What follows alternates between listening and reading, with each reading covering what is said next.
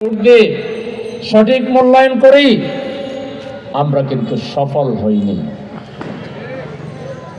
আমরা রাজনৈতিক দলগুলো আন্দোলন করে সফলতা দেখাতে পারিনি। আমাদের তরুণরা তারা যেভাবে সবাইকে একত্রিত করতে পেরেছিল এবং তারা যেভাবে সফলতা নিয়ে এসেছে, তাদেরকে ছোট করলে আমাদের কি লাভ হবে?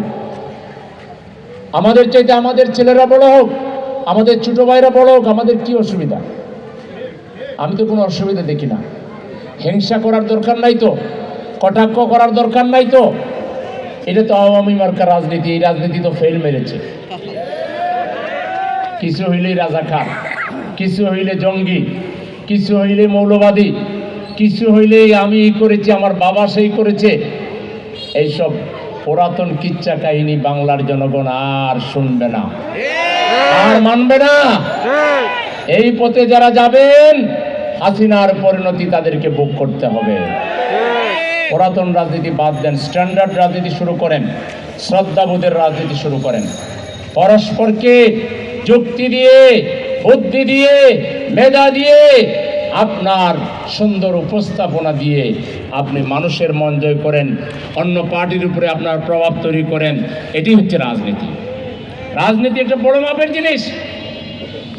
প্রশস্ত হৃদয়ের অধিকারী মানুষ যারা, দূরদৃষ্টি সম্পন্ন মানুষ যারা, বিরাট মানবিক কোয়ালিটি সম্পন্ন মানুষ যারা, তারাই শুধু রাজনীতিতে থাকবে। সংকীর্ণ মনা দোষারোপের রাজনীতি করে, সামান্যতে বিগড়ে যায়, সামান্যতমে মাথা খারাপ করে ফেলে, এই ধরনের শর্ট সার্কিট লোকদেরকে রাজনীতিতে জায়গা দেওয়া যাবে না।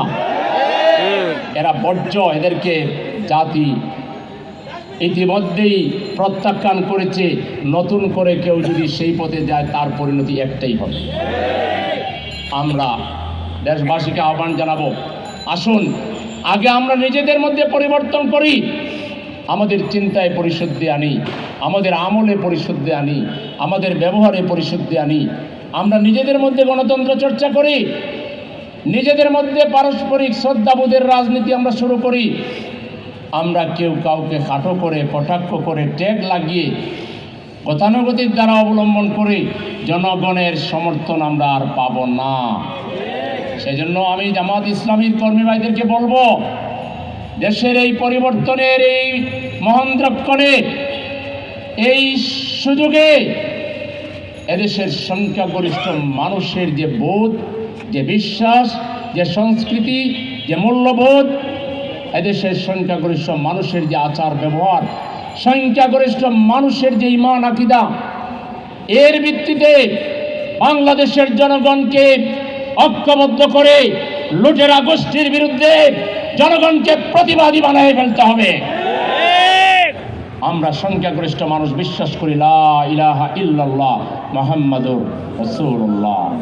আমাদের স্রষ্টা যে আইন দিয়ে নবমণ্ডল এবং ভূমণ্ডল সারা বিশ্বকে পরিচালিত করেন এবং বিশ্বের সর্বত্র যে আইনের মাধ্যমে শান্তি প্রতিষ্ঠিত, ইভেন আমাদের যে 3.5 হাত বডি, আমাদের দেহের মধ্যে যে ফাংশন, যে স্ট্রাকচার, এগুলো স্রষ্টার দেয়া।